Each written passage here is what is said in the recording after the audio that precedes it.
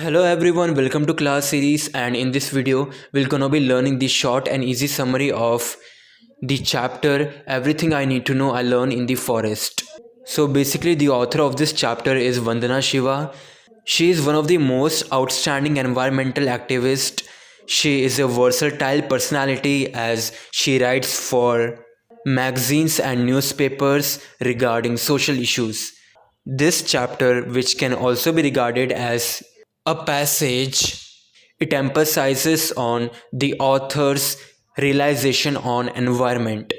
Her involvement in the Chipko movement was her first participation in ecology movements against the deforestation in the Himalayan region.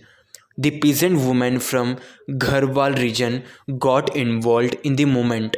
They were very much aware about the effects of deforestation as it leads to the floods and scarcity of food and water.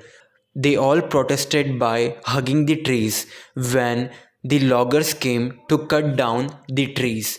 She was much interested in the Chipko movement and decided to join the movement, and then conducted padyatras to document the deforestation and to awaken the people about the importance of the Chipko movement. She has contributed a lot to the farmers on agricultural techniques at her Navadhanya farm to educate farmers with demos and training on organic farming. One such was diversity, and they have conserved and grown 630 varieties of rice, 150 varieties of wheat, and hundreds of other species. She also speaks of rights of nature on the global stage.